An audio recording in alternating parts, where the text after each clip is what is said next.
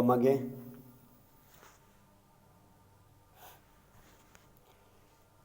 خدا ہمارے آسمانی باپ، دل کی گہرائیوں سے تیرا شکر اور تیری تعریف کرتے خداوند کہ تو زندہ ہے اور تو قادر مطلق خدا ہے۔ اے باپ، تیرا شکر اور تیری تعریف کرتے ہیں کہ تو ساری دنیا کا خالق، مالک اور پروردگار خدا ہے۔ اے خداوند، تیرا شکر ادا کرتے ہیں کہ تو ہی ہمیں سنبھالتا، پالتا، ہمیں زندگی اور زندگی کی ان گنت نعمتوں سے نوازتا ہے۔ اور اے باپ، تیرا شکر اور تیری تعریف کرتے ہیں کہ زندگی کے تمام حالات میں تو اے خداوند ہماری التجاؤں اور مناجاتوں کو سنتا ہے۔ خداوند خدا، تیرا شکر اور تیری تعریف کرتے ہیں تیرے بیٹے اپنے خداوند یسوع مسیح کے لیے، جس کے اس عظیم کفارے کے وسیلے سے اور اے خداوند جس کی قربانی کے وسیلے سے تو نے ہمیں اپنے خاندان میں شامل کیا، اپنے بیٹے اور بیٹیاں بنایا۔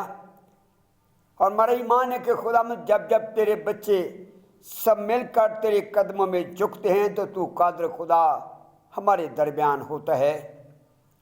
تیری حضوری کو محسوس کرتے ہوئے ہم سب اپنے آپ کو تیرے جلالی قدموں میں جھکاتے ہیں۔ اور اے خدا تجھ سے منت کرتے ہیں کہ پوری دنیا اور بالخصوص تیرے ایماندار بندے جو خداوند ان دنوں اس وبا کا شکار ہو رہے ہیں، ایک مشکل حالات میں سے گزر رہے ہیں، خداوند منت کرتے ہیں کہ تو اپنے لوگوں کے کرانے کی آواز کو سن۔ اے خداوند، تو اپنے لوگوں کو معاف کر، اپنی طرف انہیں راغب کر، تاکہ خداوند تیرے لوگوں کے اندر تازگی کے دن آئیں۔ خداوند خدا، اپنے بچوں کے سارے کاروبار، محنت و مشقت، مال جان، کھیتی باڑی کو اپنے ہاتھ میں لے، اور خاص طور پر خداوند ان تمام بہن بھائیوں کے لیے تیری سے منت کرتے ہیں جو اس دیش میں ہیں، پردیس میں ہیں، جو اے خداوند اس وقت اس وبا کا شکار ہیں۔ اے خداوند، منت کرتے ہیں کہ اپنی قدرت کاملہ کے وسیلے سے خداوند انہیں صحت دے، تندرستی دے، ان کی ساری کمی کمزوری کو دور کر۔ اور اے خداوند، تو جو اپنے بچوں کی التجاؤں اور مناجاتوں کو سننے والا خدا ہے، منت کرتے خداوند دیر نہ کر، اور اپنے بندوں کو خداوند اس بڑی جان لیوا اور موذی مرض سے خداوند جلد از جلد شفا دے، ساری کمی کمزوری کو دور کر۔ تیرے شکر ادا کرتے ہیں کہ خداوند تو نے ہمیں یہ احساس بخشا کہ خداوند ہم تیرے حضور جھکیں اور اپنی زندگیوں کا تجزیہ کریں۔ منت کرتے خداوند آج کی ہماری ساری عبادت کو شروع سے لے کر آخر تک اپنے ہاتھ میں لے، ہر طرح کی کمی کمزوری کو دور کر، خداوند یسوع مسیح کے نام میں آمین۔ خداوند کی تعریف کرتے ہوئے ایک زبور گائیں گے، زبور نمبر 91، اس کا پہلا حصہ۔ خدا دے پردیس جو کوئی انسان رہندا ہے، خدا دے کھمب دی چھائیں تھاں تے او آرام پاندا ہے۔ زبور نمبر 91، اس کا پہلا حصہ۔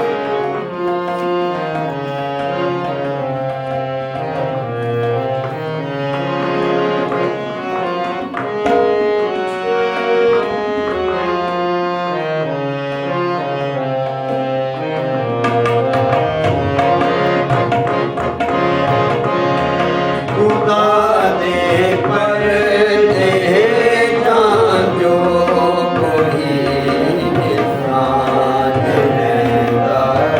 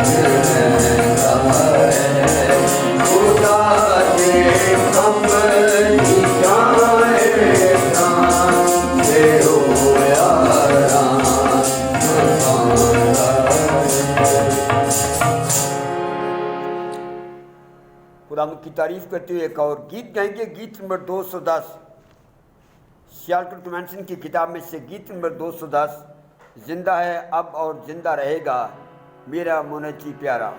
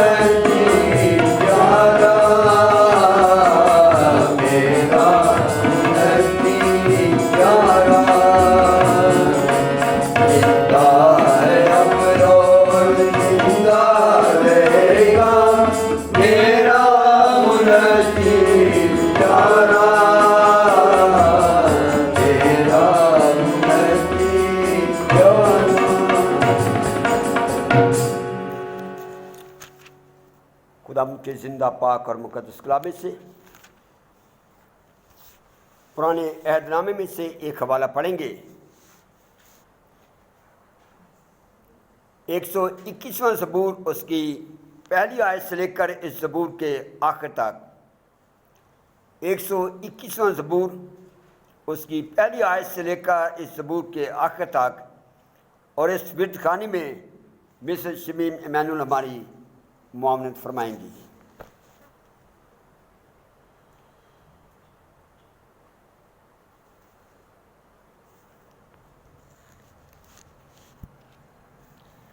خداوند کے زندہ اور بابرکت کلام میں سے زبور 121 اور اس کی پہلی آیت سے لے کر آخر تک۔ میں اپنی آنکھیں پہاڑوں کی طرف اٹھاؤں گا، میری کمک کہاں سے آئے گی؟ میری کمک خداوند سے ہے جس نے آسمان اور زمین کو بنایا۔ وہ تیرے پاؤں کو پھسلنے نہ دے گا، تیرا محافظ اونگنے کا نہیں۔ دیکھ، اسرائیل کا محافظ نہ اونگے گا نہ سوئے گا۔ خداوند تیرا محافظ ہے، خداوند تیرے دہنے ہاتھ پر تیرا سائبان ہے۔ نہ آفتاب دن کو تجھے ضرر پہنچائے گا، نہ مہتاب رات کو۔ خداوند ہر بلا سے تجھے محفوظ رکھے گا، وہ تیری جان کو محفوظ رکھے گا۔ خداوند تیری آمد و رفت میں اب سے ہمیشہ تک تیری حفاظت کرے گا۔ کلام مقدس کا پڑھا اور سنا جانا ہم سب کے لیے باعث برکت ہو، آمین۔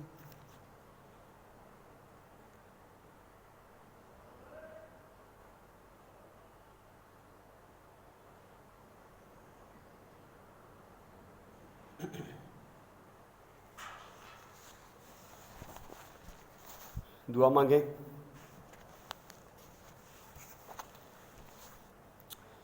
خدا ہمارے آسمانی باپ، تیرے اس زندہ پاک اور مقدس کلام کے لیے تیرا شکر اور تیری تعریف کرتے ہیں، جس کے وسیلے سے باپ تو اپنے بچوں کی ہدایت اور رہنمائی فرماتا ہے۔ اے خداوند، یہ تیرا پیار اور تیری محبت ہے کہ تو اپنے بچوں کو موت اور ہلاکت کی راہ سے ہٹا کر زندگی کی راہ پر گامزن کرنا چاہتا ہے۔ خداوند تو اس سے محنت کرتے ہیں کہ تمہارے ذہنوں، دلوں اور زندگیوں کو تیار کر، تاکہ کلام کا جو بھی بیج بویا جائے وہ تیری مرضی کے مطابق پھلدار ہو۔ اپنے خادم کے ساتھ ہو، بولتے وقت پاک روح کی ہدایت اور رہنمائی فرما، خداوند یسوع مسیح کے نام میں، آمین۔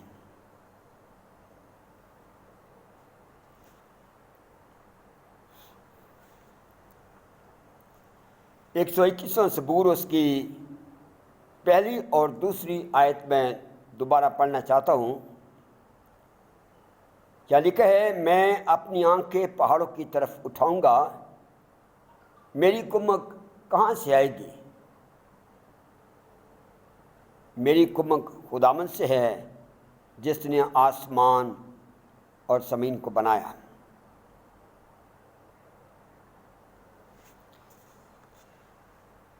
زبور کی کتاب پوری بائبل میں سب سے لمبی کتاب ہے، اور جب ہم ان زبوروں کا مطالعہ کرتے ہیں تو سب سے زیادہ لمبے عرصے پر یہ کتاب محیط ہے۔ بائبل میں واحد کتاب ہے جس کے ایک کی بجائے تقریباً 11 مصنفین ہیں۔ جب ہم اس زبور کی کتاب کو پڑھتے ہیں تو 150 زبوروں کو 5 حصوں میں تقسیم کیا گیا ہے، اور ہر حصے کے اوپر لکھا ہے پہلی کتاب، دوسری کتاب، تیسری کتاب، چوتھی اور پانچویں کتاب۔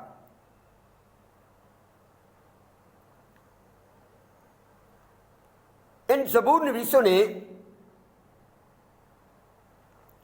اپنی اپنی ذاتی زندگی میں ان تمام تجربات کو جب فیس کیا ہے تو اپنے تجربات کے بعد آنے والی نسلوں کے لیے ہدایت اور رہنمائی کے لیے ان زبوروں کو تحریر کیا ہے۔ کسی نے کہا ہے کہ توریت کی 5 کتابیں ہیں جن میں خداوند یہ بیان کرتا ہے انسان سے کہ میں چاہتا ہوں کہ تو یہ کر، یہ نہ کر، اور اگر تو یہ کرے گا تو میں تجھے برکت دوں گا، یہ کام نہ کرے گا میں تجھے سزا دوں گا۔ اور ان 5 کتابوں میں زبور نویسوں نے ان تمام باتوں کو اپنی زندگی میں ان کا تجربہ کر کے تو جواب دیا ہے اور ثابت کیا ہے کہ سچ مچ جب ہم خداوند کی مرضی کے مطابق کام کریں گے تو خداوند برکت دے گا، اور اگر ہم خداوند کی مرضی کے مطابق کام نہیں کریں گے تو خداوند سزا دے گا۔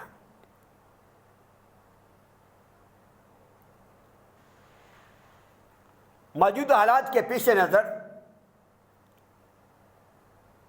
پوری دنیا کے بے شمار لوگوں کو اس کرونا وائرس نے ہلاک کر دیا ہے، اور جتنے زندہ ہیں وہ سب کے سب ایک خوف میں مبتلا ہیں۔ اور اگر اندازہ لگایا جائے تو جتنا حال برا ہے ان ترقی یافتہ ممالک کا، اتنا حال شاید ترقی پذیر ممالک کا نہیں ہے، لیکن ترقی پذیر ممالک کے لوگ جو ہیں وہ خوف زدہ ہیں کہ اگر اتنے ترقی یافتہ ممالک کا یہ حال ہے تو عام بندوں کا کیا حال ہوگا۔ ایسی خوف کی صورت میں زبور نویس کہتا ہے کہ پریشان ہونے کی ضرورت نہیں، اس سے بڑی بھی وبا آ جائے ہمارا خداوند جس نے آسمان اور زمین کو بنایا ہے وہ ہماری مدد کے لیے تیار ہے، وہ ہماری ڈیفینیٹلی مدد کرے گا، لیکن ساتھ ایک چھوٹی سی شرط کہتا ہے، اگر میں اپنی آنکھیں پہاڑوں کی طرف اٹھاؤں، یعنی اگر میں یہ سمجھ جاؤں کہ یہ پہاڑ مجھے کیا کرنے کے لیے کچھ کہتے ہیں تو میری مدد اس قادر خدا کی طرف سے ہوگی جس کا خیال میں بھی آ جائے بڑی سے بڑی وبائیں ہمیشہ ہمیشہ کے لیے ختم ہو جاتی ہیں۔ میں چاہوں گا کہ تھوڑی دیر کے لیے ان پہاڑوں پر غور کریں کہ یہ پہاڑ مجھے اور آپ کو کیا کہتے ہیں۔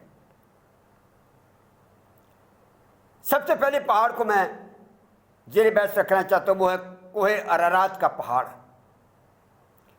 کوہ ارارات کا پہاڑ وہ پہاڑ ہے جہاں طوفان نوح کے بعد کشتی جا کر ٹک گئی، اور جہاں کشتی جا کر ٹکی ہے اس وقت کی پوری دنیا 2 حصوں میں تقسیم ہو گئی ہے۔ ایک وہ حصہ جو کشتی کے اندر ہے اور ایک وہ حصہ جو کشتی کے باہر ہے۔ جو کشتی کے اندر ہیں وہ زندہ ہیں، جو کشتی کے باہر ہیں وہ مردہ پانی کے اوپر تیر رہے ہیں،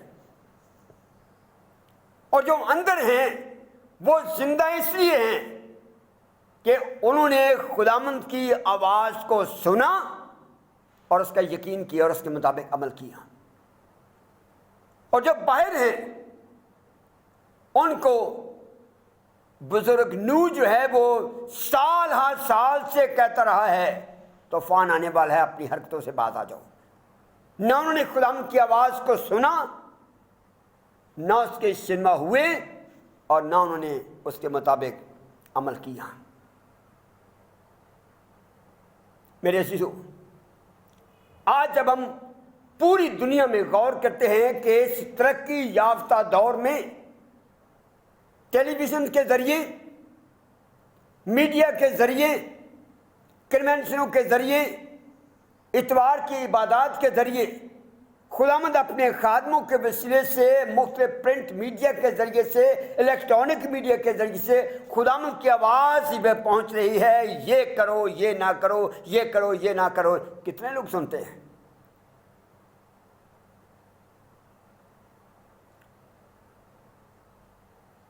اگر ہم خداوند کی آج بھی آواز کو نہیں سنیں گے تو یہ وائرس جو ہے وہ آہستہ آہستہ آہستہ آہستہ ہمیں بھی ختم کر دے گا۔ اس لیے جہاں وہ قادر خدا ہماری مدد کے لیے تیار ہے، وہاں وہ یہ تقاضا کرتا ہے کہ اس پہاڑ کی طرف دیکھو جو وہ کہہ رہا ہے، میری آواز کے شنوا ہو جاؤ، میں تمہیں برکتوں پر برکتیں دے دوں گا۔ لیکن ہم خداوند کی آواز کے بجائے اپنے اپنے کاموں میں مصروف ہیں۔ اس لیے میرے عزیزو، خوف کی بجائے ہمیں خداوند کی آواز کو سننے کی ضرورت ہے۔ یہ پہاڑ مجھے خداوند کی آواز کے شنوا ہونے کے لیے کہہ رہا ہے۔ نینوا کے لوگوں کے لیے ایک فتویٰ جاری ہو گیا، 40 دن کے بعد نینوا برباد ہو جائے گا۔ آواز کی شنوا ہوئے، یونا قطن ہی کہہ رہا کہ خداوند فرماتا ہے۔ یونا قطن کی کوئی برائی نہیں بتاتا، لیکن ہر ایک شخص نے، بادشاہ سے لے کر چھوٹے طبقے تک، ہر ایک نے اپنی اپنی زندگی کا تجزیہ کیا، خداوند کی آواز پر یقین کیا، شنوا ہوئے، وہ فتویٰ ختم ہو گیا۔ آج بھی وہی خدا ہے، آج بھی وہی خدا ہے جو بسم کرنے سے، تباہ کرنے سے، ہلاک کرنے سے ہمیں بچائے گا۔ ضرورت اس بات کی ہے، یہ پہاڑ مجھے اور آپ کو کہتا ہے ہم اگر بچ گئے ہیں تو صرف اس لیے کہ ہم نے خداوند کی آواز کو سنا ہے۔ دوسرا پہاڑ جو ہے وہ ہے کوہ موریہ۔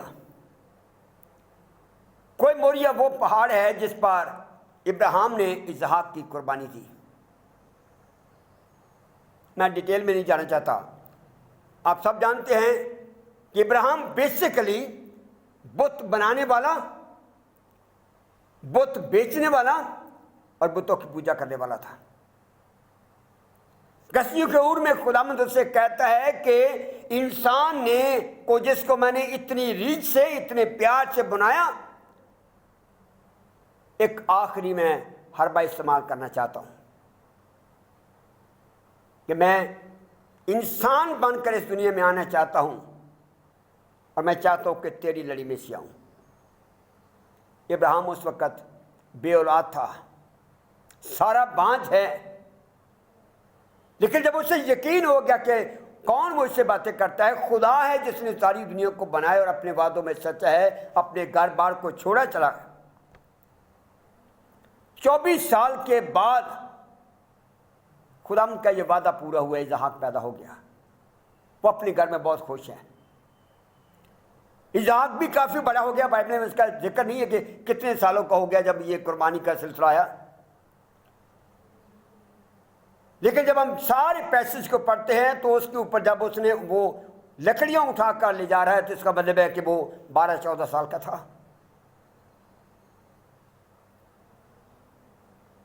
ایک دن پھر خدا ابراہیم کو سے ملاقات کرتا ہے، تجھے گھر میں کون سی چیز اچھی لگتی ہے، مال و دولت؟ اس نے کہا نہیں۔ تیری بیوی تجھے بہت اچھی لگتی؟ اس نے نہیں۔ انہوں نے کہا پھر کون تجھے اچھا لگتا؟ اس نے کہا میری جان اسحاق میں ہے، مجھے وہ بہت پیارا ہے۔ تو خدا نے کہا کہ ٹھیک ہے، اگر تجھے اسحاق بہت زیادہ پسند ہے تو جا، میں تجھے ایک پہاڑ بتاؤں گا، اس پر جا کر تو اس کی قربانی کر دے۔ آپ ذرا اندازہ کر کے دیکھیں،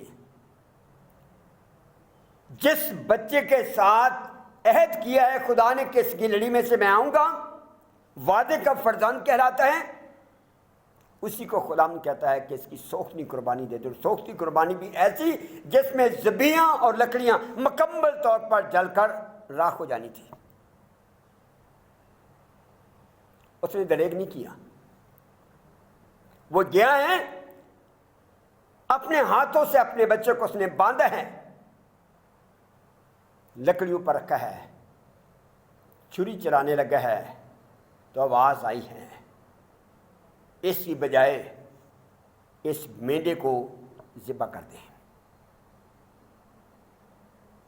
میرے عزیزو، بڑے حوصلے کی بات ہے، لیکن اسے مکمل طور پر یقین تھا،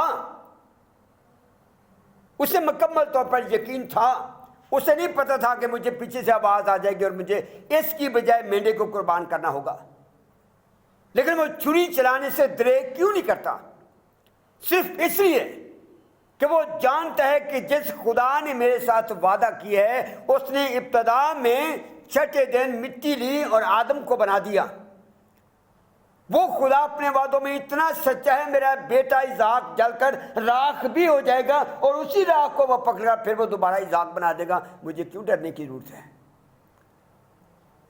موریہ کا پہاڑ مجھے اور آپ کو کہتا ہے کہ خداوند جس کے ہم پیروکار ہیں وہ اپنے وعدوں میں سچا ہے۔ عبرانی کا خط اس کے 11ویں باب میں لکھا ہے، ابراہیم کے متعلق لکھا ہے کہ وہ اس بات کو سمجھا کہ خدا مردوں میں سے جلانے یعنی زندہ کرنے پر قادر ہے۔ وہی خدا مجھے اور آپ کو کہتا ہے بے شک یہ وائرس کتنا بھی بڑھ جائے، وبائیں کتنی بھی آ جائیں، میرا عذاب دنیا پر آ جائے، اگر تو میرے وعدوں پر یقین کرتا ہے تو اس بات پر یقین کر لے کہ تیرے آس پاس 1000 گر جائیں گے، تیرے دانے ہاتھ کی طرف 10,000، لیکن کوئی وبا تیرے نزدیک نہیں آئے گی۔ کتنا یقین کرتے ہیں؟ بے شمار خداوند نے ہماری روٹی پانی کے لیے انتظام کیا ہے، وعدہ کیا ہے، لیکن کتنے لوگ ہیں جو سچ مچ خداوند کو وعدوں میں سچا جانتے ہیں؟ اگر میں اپنی آنکھیں پہاڑوں کی طرف اٹھاؤں، موریہ کا پہاڑ مجھے کہتا ہے وعدوں پر یقین کروں، ارارات کا پہاڑ کہتا ہے میں خداوند کی آواز سنوں۔ وہ خدا جو زمین و آسمان کو بنانے والا ہے وہ میری مدد کے لیے آئے گا۔ تیسرا پہاڑ ہے کوئی سینا۔ میں تھوڑا سا بتانا چاہتا ہوں، کوئی سینا وہ پہاڑ ہے جہاں خدا نے اپنی شریعت بنی اسرائیل کو دی۔ بنی اسرائیل 400 سال تک مصر میں رہے، بے شک غلامی کا گھر تھا۔ 400 سالوں میں وہ شادیاں کرتے ہیں، بیاہ کرتے ہیں، خوشیاں مناتے ہیں، ان کے فوتگیاں ہوتی ہیں، وہ سارا کچھ کرتے ہیں، ایک ترتیب ان کے پاس تھی۔ لیکن جو ہی وہ ملک موعودہ کی طرف خداوند کے کہنے کے مطابق چلے ہیں، ایک دم سے خدا نے کہا نہیں، اس ملک میں جانے کے لیے تمہیں ان باتوں پر عمل کرنے کی ضرورت ہے، میرے معیار کے مطابق، میرا طرز زندگی جو ہے اس کے مطابق، جو میں چاہتا ہوں اس کے مطابق تم نے زندگی گزارنی ہے۔ اگر خداوند کے بندوں کا وہ طرز زندگی جو پیچھے مصر میں تھا، غلامی کی حالت میں تھا، اگر وہی خداوند کو پسند ہو تو کبھی بھی خدا کوئی سینے پر انہیں شریعت نہ دیتا۔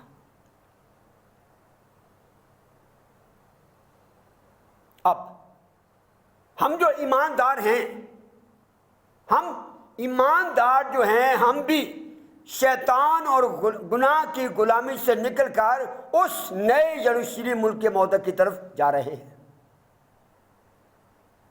خداوند چاہتا ہے کہ جو پرانا میرا طرز زندگی تھا میں اس کو ختم کروں اور نیا طرز زندگی جو ہے وہ اپناؤں۔ اور نیا طرز زندگی کس نے آ کر انٹروڈیوس کروایا ہے؟ خداوند یسوع مسیح نے۔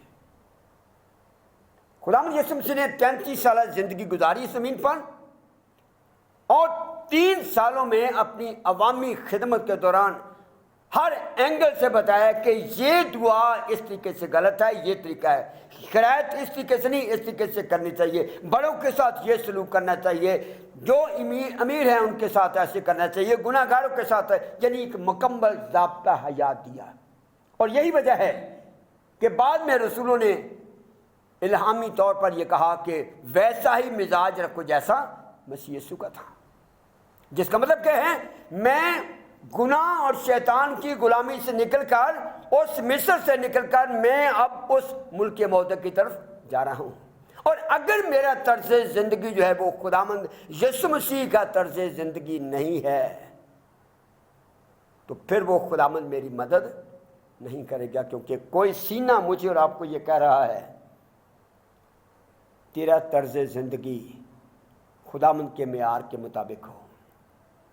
اور اگر تیرا طرز زندگی خداوند کے معیار کے مطابق نہیں ہے، تو نے بدلا نہیں اپنے آپ کو، نومینل تو کرسچن کہلواتا ہے، ایمانداروں کی جماعت میں کہلواتا ہے، لیکن تیری زندگی سے خداوند خوش نہیں ہے، تو خداوند پر ایمان رکھتا ہے لیکن اس کے مطابق عمل نہیں کرتا، تو میرے عزیزو وہ خداوند میری مدد نہیں کرے گا۔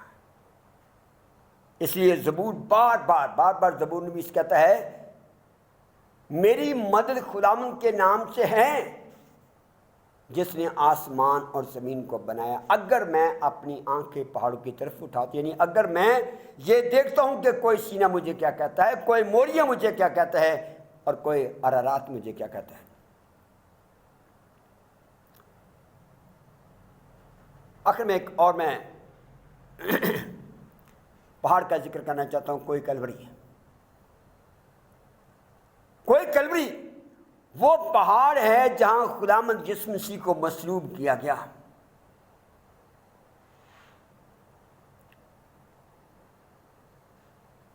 یہ ہے تو الہی منصوبہ، لیکن خداوند یسوع مسیح کی مصلوبیت سے ایک سوچ میں تبدیلی لائی گئی ہے۔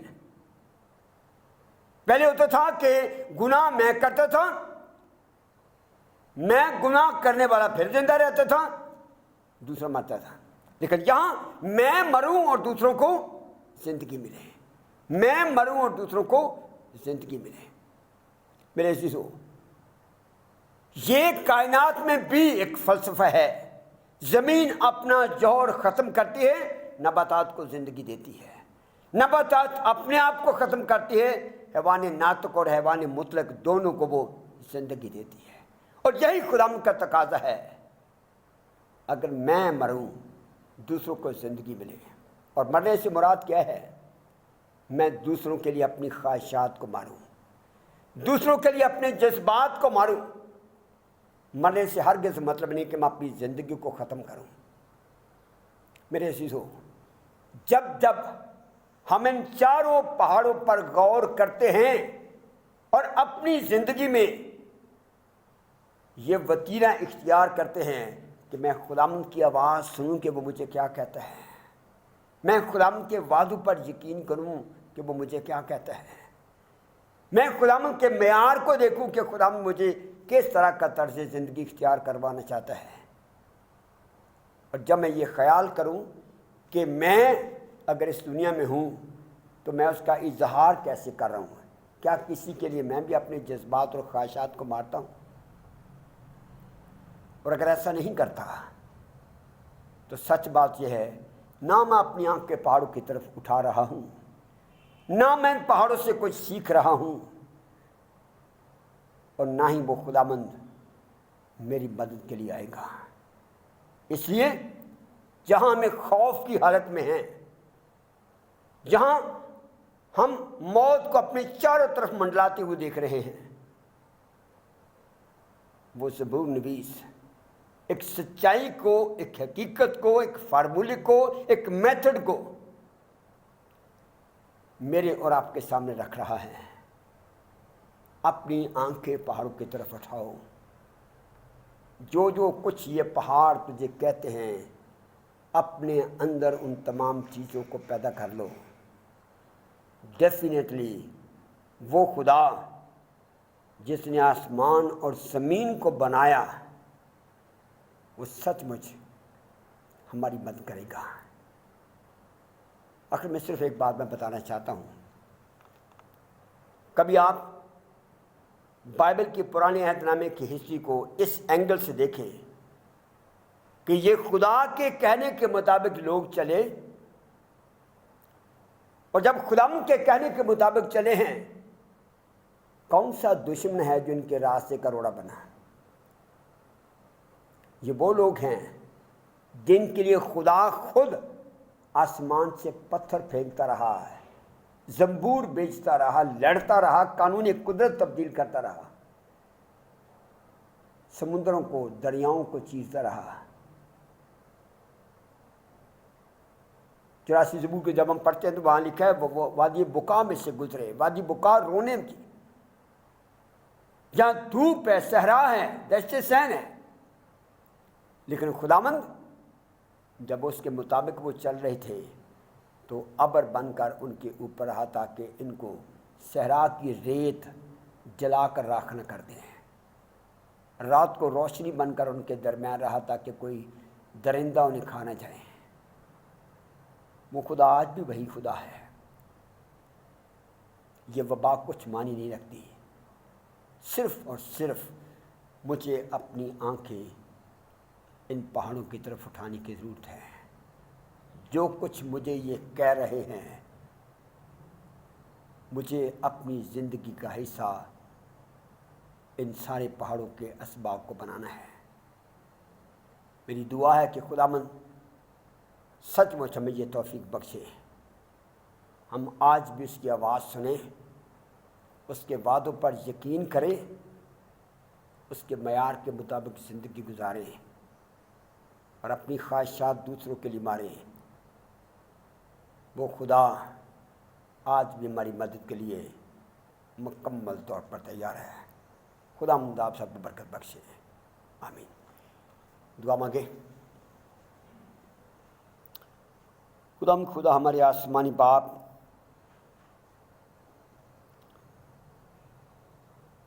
تیرے شکر تیری تعریف کرتے ہیں کہ ایسی وبائیں کو پہلی دفعہ نہیں آئیں، بلکہ خداوند بائبل کی تاریخ کے حوالے سے اور دنیاوی تاریخ کے حوالے سے خداوند تو ہمیں بتاتا جتاتا ہے